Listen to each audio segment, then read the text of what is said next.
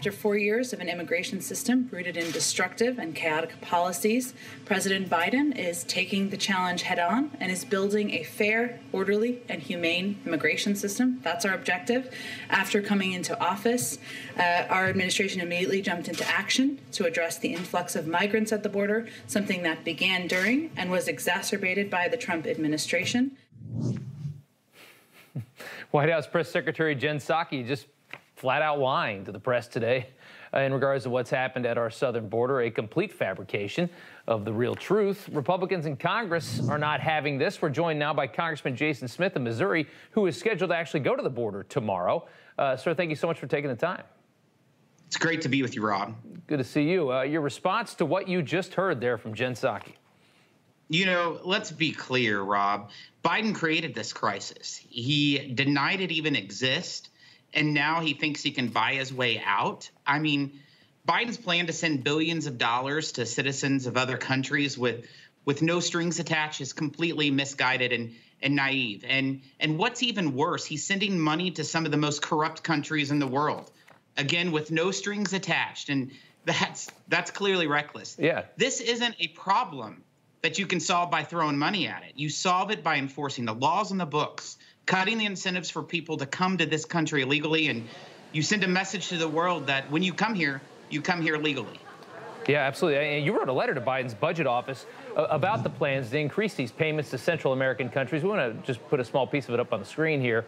It is worrisome that the administration's solution isn't to reinstate those policies or replace them with workable solutions, but instead to funnel more money to pay countries to dissuade their citizens to break U.S. laws. And sir, we have tried this before. This wouldn't be the first time we've tried to pump the Northern Triangle with money to try and make it a better place to live so everybody doesn't come here. You know, it's unacceptable. We've never pumped this kind of money. You're talking about $4 billion that Biden is trying to propose. What Donald Trump did while he was president, he understood what was needed, and he basically had strings attached and threatened those countries that the existing resources that you're already receiving in foreign aid from the United States, guess what? If you don't work with us, we're going to take it away. And during his time, the money that was going to those Northern Triangle countries, you saw a reduction of over 30%.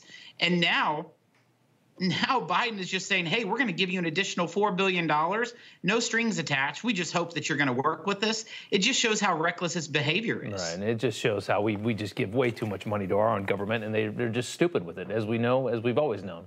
Kamala Harris was appointed as the border czar 40 days ago. She has done almost nothing on this. Today, she was pushing Biden's infrastructure plan in Wisconsin, but she did have a press conference early this morning on the root causes of illegal immigration. Let's take a listen. There are the long-standing issues, the root causes, and I'm thinking of corruption, violence, and poverty, the lack of economic opportunity, the lack of climate adaptation and climate resilience, the lack of good governance.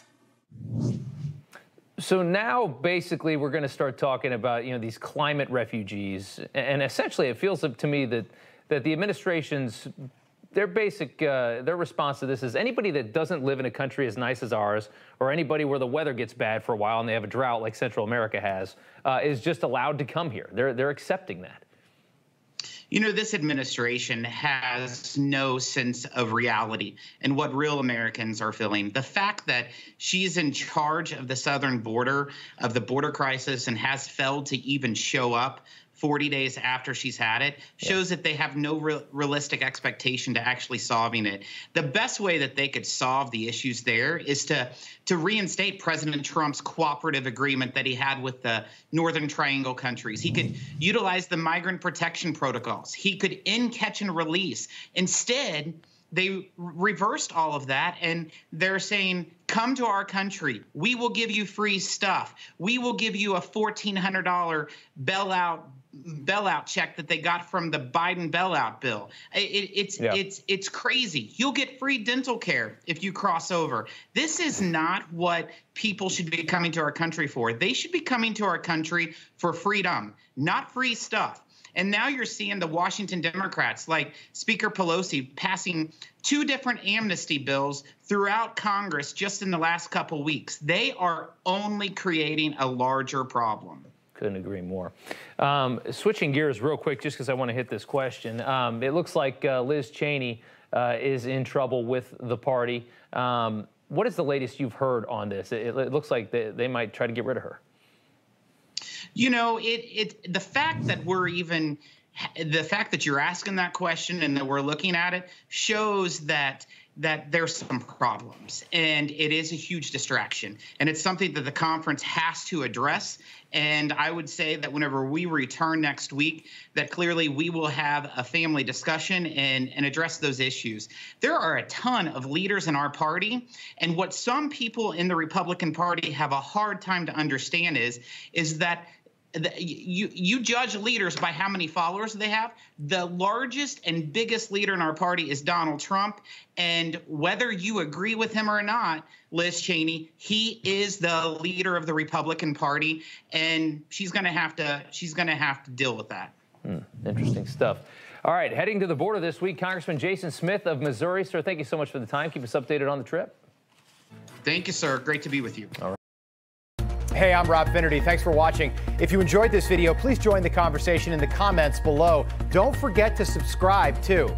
Hit the bell icon to be alerted to breaking news. And remember, there's a whole lot more on Newsmax TV, America's fastest growing cable news network. Newsmax TV, we're real news for real people.